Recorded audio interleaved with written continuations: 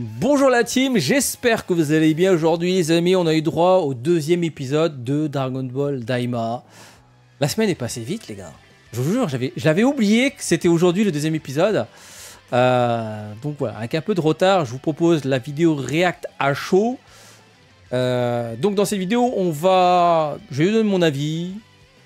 Dans un premier temps sans spoiler, je vais pas spoiler le contenu. Et à la fin de la vidéo, je vais spoiler un petit peu. Je vais revenir sur certains éléments. Donc là, nous sommes donc à l'épisode 2. C'est l'exposition, explication de plein de trucs. Pourquoi les oreilles pointues, Kaioshin qui tout d'un coup se rappelle qu'il avait un frère. Alors ça, c'est marrant ça. Dans cet animé, enfin dans ce manga, dans cette œuvre, ils ont des membres de famille, mais comment dire, les personnages oublient leur existence, tu vois. Genre Vegeta... à aucun moment il fait mention de son frère et tout d'un coup il dit ah oui j'ai un frère. Bon Raditz c'est le seul où voilà on sait que c'est le frère de Goku. Là Kaioshin ah oui en fait oui c'est vrai j'ai un frérot. Du coup je suis de l'aventure. Je vais devoir faire un tête à tête avec mon grand frère. Je crois que c'est son grand frère en plus.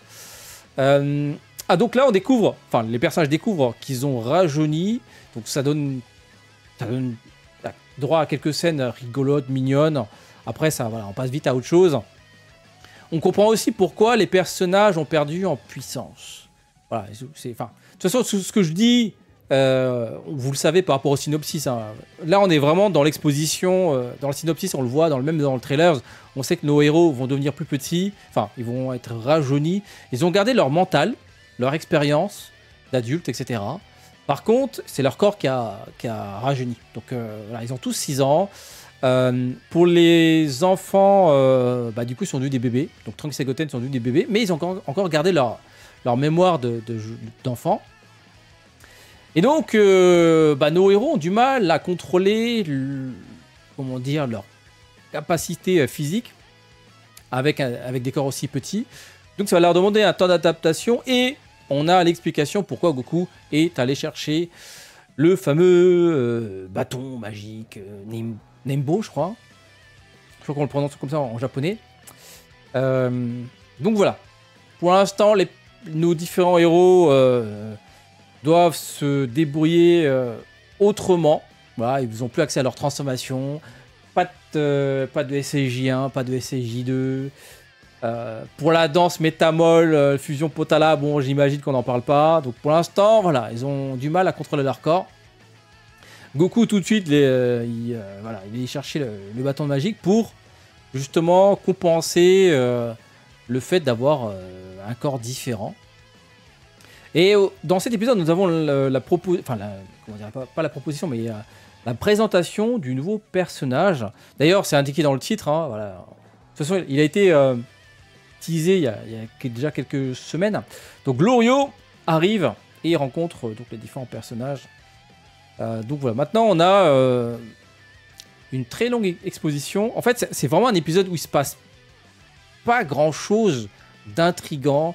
On est vraiment dans cette phase d'explication. Du coup, je trouve ça un petit peu dommage. Tu vois, en fait, on n'avait pas tout ça quand on regardait Dragon Ball, quand on lisait Dragon Ball ou quand on regardait Dragon Ball / Dragon Ball Z, tu vois. Il n'y avait pas d'épisode explicatif ou quand il y avait des explications, ça durait genre 1 minute et ensuite on passe à l'action. Là, vraiment, l'action, il y en a pas. À part Goku qui essaie de s'échauffer, d'essayer de maîtriser un peu son corps. Mais sinon, c'est vraiment de l'exposition explicative. Voilà, on explique des choses. Comme je l'ai dit tout à l'heure, Kaioshin se rappelle, ah bah oui, c'est vrai que j'ai un frère, il faut que je vous explique 2-3 petits trucs. Il y a 2-3 effets comiques, mais je trouve que c'est pas assez exploité. Mais en fait, le fait qu'ils se redeviennent enfants, ça aurait été plus intéressant d'ajouter plus de scènes de comédie, tu vois. Muten Roshi devenu gamin, ça aurait été marrant de faire davantage de je sais pas, de blagues, pas forcément qu'avec lui, mais avec les autres personnages. Voilà. Bon, à un moment, il y a une petite vanne sur Krillin, mais bon, voilà, c'est le running gag. Il a toujours été petit. Mais voilà, en fait, ça manque de réaction par rapport à d'autres personnages, parce qu'en fait, ils sont tous devenus plus petits. Voilà. C'est très vite balayé, en vrai. En fait, l'épisode dure 20 minutes, mais on reste très peu sur ah oh, mince, on est eu des enfants. Donc voilà, c'est un épisode qui prend son temps pour expliquer les choses, en fait c'est un épisode qui met en place. Il y a 2-3 éléments scénaristiques qui mettent en place maintenant. On sait très bien ce que ça veut dire en fait.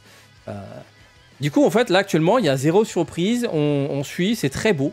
Encore une fois l'animation de Goku avec le bâton magique, il est incroyable. C'est masterclass. On l'a vu dans le trailer quand il manipule le bâton magique là. C'est vraiment la mise en place. Donc c'est en termes d'intrigue c'est pas foufou. Voilà, après encore une fois à la fin de chaque arc majeur, hein, Freezer, Cell, Boo, il y a toujours voilà, ces premiers épisodes de mise en place, retour à la vie, donc voilà, on va dire c'est normal, sauf qu'ici, il y a beaucoup d'explications, ouais, je trouve qu'il y a beaucoup d'explications et c'est beaucoup de mise en place. Ça aurait été plus intéressant, pour moi, hein, de entrer dans l'action tout en expliquant les choses. C'est ce qu'ils ont fait dans l'arc Boo, par exemple. Les explications étaient données souvent entre deux... Alors quand je dis scène d'action, c'est pas forcément des combats, ça peut être des personnages qui se déplacent, qui découvrent des choses. Il y a un petit côté aventure, tu vois. Donc là, ils sont tous au même endroit et autour d'une... Vraiment, c'est ça la scène. Hein. Enfin, ils sont autour d'une table et voilà, ça commence à parler. Alors, ah oui, Piccolo aussi se rappelle des choses. Il commence à parler, dit ah oui c'est vrai, faut que je raconte 2-3 choses. Non mais frérot, ça fait des années, t'aurais pu en parler. En fait, c'est ça que je trouve ça un peu dommage. C'est ça le problème même de Dragon Ball, c'est très rafistolé en fait. Tu vois, c'est comme l'univers n'a pas été complètement, comment dire, développé, montré, expliqué. Quand ils rajoutent des arcs comme ça, Daima pour moi c'est un arc, c'est obligé de rajouter des explications pour essayer de rattraper pour combler les trous en fait. Parce que là il y a des trous, tout d'un coup, voilà, Kaioshin a un frère, comment il s'appelle Piccolo il se rappelle des choses par rapport aux anciens Namek. Bon bah frérot, t'as attendu l'arc Daima pour nous raconter des choses. Donc c'est un peu dommage. C'est un peu dommage. Oui, c'est vrai qu'on s'en foutait du royaume des démons, mais il y a eu quand même Dabra, tu vois. Dabra, tout d'un coup, on nous montre comme un personnage hyper important, hyper fort. À ce moment-là, Piccolo aurait pu dire c'est vrai qu'en parlant du royaume des démons, moi ça me rappelle un truc. Kaioshin aussi pourrait dire oui, moi aussi ça me rappelle des choses. J'ai croisé Dabra avec mon frère ou je sais pas quoi, tu vois. C'est dommage, c'est dommage. On sent que, voilà, encore une fois, Dragon Ball, ça a toujours été comme ça. C'est du rafistolage. Pareil pour Dragon Ball DBS, hein, ils ont rajouté... DBS, pardon. Ils tricotent par-dessus l'œuvre qui a été pensée d'une certaine manière, mais qui n'a pas pensé comment dire, à tous les éléments du monde, en fait. Enfin, du monde, de l'univers de Dragon Ball. Contrairement à Oda, par exemple, sur One Piece, lui, il a pensé à tout, tu vois. Il a pensé à tous les clans, tous les comment dire, les clans, les forces en présence, l'histoire des différents personnages, tout est vraiment déjà tout pensé, et du coup, il y a une cohérence, tu vois. Et là, en fait, on est toujours dans ce côté rafistolage, voilà. Donc voilà les amis, pour la partie non spoiler, on va s'arrêter là. Après, encore une fois, je chipote, mais en même temps, voilà, j'essaie d'être objectif, sinon je vous dirais que juste que c'est beau et je kiffe, tu vois. Mais en tant que fan, je kiffe, il n'y a rien à dire, mais voilà, essayons d'avoir un peu un esprit critique. Je trouve que l'écriture, pour l'instant, c'est pas la force de Daima. Tout est un peu téléphoné, voilà. Et maintenant, on attend. En fait, je suis dans une position d'attente. Après, j'aime beaucoup ce qu'on nous montre, hein, c'est très très beau. Mais voilà, je suis dans une position d'attente. J'attends. Alors que sur d'autres animés, voilà, on n'a pas j'ai pas cette position d'attente. Je suis pris par l'intrigue et j'ai envie de voir la suite pour justement voir comment ça évolue. Alors que là, nous sommes dans une phase où on attend. Voilà, on attend comment ils vont comment Daima va s'intégrer entre la fin de Saga de Boo et Dragon Ball Super. Donc voilà les amis, on va s'arrêter ici pour la partie non spoilers. Avant de partir, vous pouvez quitter la vidéo là maintenant et regarder l'épisode Daima, puis revenir pour voir la partie spoiler. Bon, je ne vais pas rester très longtemps pour la partie spoiler, mais avant de partir, le petit pouce bleu comme d'habitude. Si vous êtes nouveau, pensez à vous abonner, c'est gratuit et ça soutient la chaîne. Et n'hésitez pas à me suivre sur Twitch, vous avez le lien dans la description. Pour la partie spoiler, je voudrais juste revenir sur la mise en place avec les vaisseaux. Tu vois, on a pas mal d'explications sur, voilà, il nous faut un vaisseau. Kaioshin, bim, il se rappelle qu'il a un vaisseau, il le récupère. Comme par hasard, il manque, il y a des problèmes il faut réparer le vaisseau. Bim, on pense à Bulma. Bulma, bon, elle a besoin de plusieurs jours. Ensuite, Gloria, il arrive. Il dit qu'il n'y a que 2 places. Du coup, il a besoin de Goku. Kaioshin se propose de les rejoindre alors qu'on n'a rien demandé. Mais on sait que le deuxième vaisseau va servir également pour ramener... on le voit dans le générique de fin, on verra que Bulma sera accompagnée de Piccolo et de Vegeta. Donc en fait, l'aventure dans le royaume des démons prendra en compte, mettra en scène Goku, Vegeta, Piccolo et Bulma. En tout cas pour l'instant, et Kaioshin. Kaioshin, j'ai oublié. Et plus Glorio. Glorio, plus encore un autre personnage féminin qu'on verra un peu plus tard. Mais voilà, on le sait que ça va se passer comme ça. Voilà. Il y a vraiment 0 surprise pour l'instant. Alors, je trouve ça un peu bizarre que Vegeta ne prenne pas le temps de maîtriser son corps. Lui, en fait, il en a rien à foutre. En fait, il est là, chez lui plus petit, mais... alors que Goku, il a besoin de maîtriser son corps... parce qu'il sait que voilà, ils vont devoir chercher Dende et que bon voilà, il faut qu'il arrive à... Enfin, si conflit il devait avoir, bah, il aimerait être en mesure de pouvoir se battre. Alors le fait que Goku oublie de se téléporter, c'est juste encore une fois, pour moi je le comprends parce que il est devenu petit, il ne maîtrise pas complètement. On l'a pas encore vu lancer un Kamehameha, on l'a pas encore vu tester une transformation, mais on sent que là il a du mal. Déjà qu'il a du mal à voler. En fait, je peux comprendre. Je peux comprendre que Goku ne puisse plus se téléporter. Heureusement que Kibito Shin, il est là. Hein. Enfin, Kibito, pardon. Kibito qui sert de taxi, du coup, voilà, c'est rigolo. Kibito qui sert de... voilà, on lui demande, tu peux te TP là-bas pour... voilà. Bon, ben... à part ça, Glorio qui arrive à la fin. Mais je trouve que... Ça manque d'intrigue. Vraiment, ça se regarde. J'avoue que ça fait un petit côté enfantin. Parce que là, on commence vraiment l'aspect enfantin. Avant, on avait donc Vegeta et Goku dans le premier épisode qui se battaient en adulte, etc. Là, tout d'un coup, c'est vrai que globalement, on a l'impression de voir une version SD, tu vois, super déformée, une version spéciale enfant. Donc voilà. Je sais pas si je suis le seul à avoir ressenti ça, mais là, maintenant, on commence à voir Dragon Ball version enfant. Voilà. Beaucoup moins de combats tout d'un coup. Tu vois, ça aurait été marrant de voir Goku et Vegeta enfants qui se battent, tu vois. J'ai juste dit, voilà, on est plus petits, mais est-ce qu'en s'entraînant tous les deux, on va commencer à remaîtriser nos corps, etc. Vegeta, il n'a rien à foutre. Il est là. Du coup, il n'y a pas de combat, tu vois. Je trouve ça bizarre. Vegeta, ça aurait été le premier à dire, ah, j'arrive pas à maîtriser mon corps, j'ai pas envie que Goku me dépasse. Tu vois, il n'y a pas cette rivalité. Alors que Vegeta, je rappelle, dans la saga de Boo, il voulait faire une tête-à-tête avec Goku à la gare du Nord.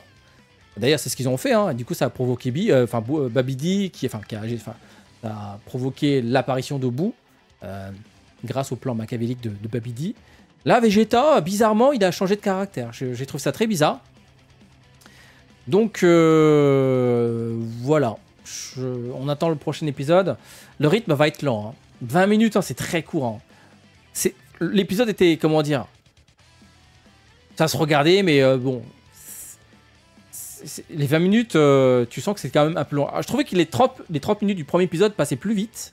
Alors, c'est peut-être parce qu'on a l'exposition avec l'arc Saga de Boo. Là, j'ai trouvé ça un peu plus lent. Avec des scènes où Bulma, elle répare le vaisseau. Je trouve ça pas hyper intéressant. Bon, après, voilà. Encore une fois, on a dans une phase d'explication, exposition. Mais techniquement, rien à dire. Il n'y a pas une seule frame dégueulasse. Et ça, c'est incroyable. Vraiment, une telle production, c'est vrai qu'il ne faut pas chipoter. Là, tu vois, en fait, je peux rien dire par rapport à l'aspect visuel. Il n'y a rien à dire.